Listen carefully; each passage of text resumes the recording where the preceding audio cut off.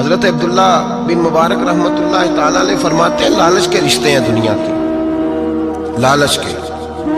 آپ کے انتقال کا وقت آیا تو اماں بڑا رو رہی تھی۔ عبداللہ بن مبارک رحمۃ اللہ علیہ اپنی اماں سے کہنے لگے اماں تو کیوں روتی ہے، تیرے تو اور بھی بیٹے ہیں، تو کو میرے بعد لوارث تو نہیں ہو جائے گی، آخری وقت ہے، نزع کا عالم، اماں تو کیوں روتی ہے، اور بھی بیٹے ہیں؟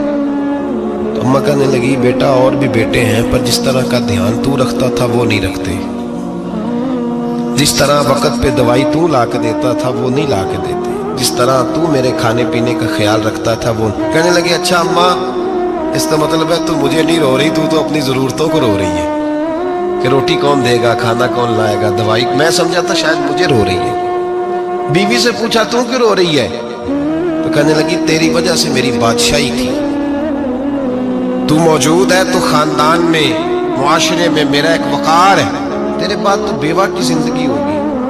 آپ فرمانے لگے اوہو میں سمجھا تھا شاید مجھے رو رہی ہے، تو اپنے وقار کو رو رہی ہے۔ بیٹوں اور بیٹیوں سے پوچھا تمہاری آنکھوں میں کیوں آنسو چھلکتے ہیں؟ کہنے لگے ابا جس پیار سے باپ شادی کرتا ہے دوسرا کوئی نہیں کر سکتا، اور جس محبت سے باپ لا کے کما کے دیتا ہے دوسرا کوئی نہیں دے سکتا۔ فرمانے لگے اوہو میں سمجھا تھا مجھے رو رہے ہو، تم تو شادیوں کو رو رہے ہو، میرے ساتھ تو تعلق ہی نہیں۔ پھر عبداللہ بن مبارک رونے لگے اور پھوٹ کے روئے۔ کسی نے کہا آپ کیوں روتے ہیں؟ فرمایا آج سمجھ آئی ہے میرے ساتھ اگر بے لوث رشتہ ہے تو یا خدا کا ہے یا محمد مصطفیٰ کا ہے صلی اللہ علیہ وسلم، آج سمجھ آئی ہے۔ وہ میں نے جن کے ساتھ تعلق مضبوط کیا ہی نہیں، کبھی فجر چھوڑی، کبھی زور چھوڑی، کبھی ایک رہ گیا، کبھی وہ رہ گیا، کبھی داڑھی کا پروگرام بنا، کبھی رہ گیا، جن کے ساتھ میں کمزور تھا وہ میرے ساتھ مضبوط تھے، اور جن کے ساتھ میں مضبوط تھا ان کا میرے ساتھ کیا حال تھا۔ یہ کمزوری ہے رشتوں میں، وفا نہیں۔ ہمیں تو بھائی کام پیارا ہے، چم نہیں۔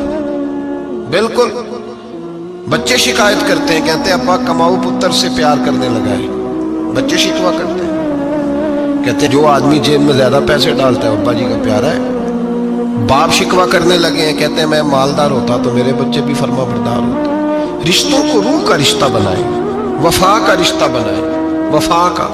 کتے کا ذکر قرآن پاک میں آیا ہے، اس لیے آیا ہے کہ اس نے اللہ کے ولیوں سے وفا کی تھی، اسی آیا ہے کہ اس نے اللہ کے ولیوں کے ساتھ وفاداری کی، وفاداری کی تو اللہ نے اس کا ذکر قرآن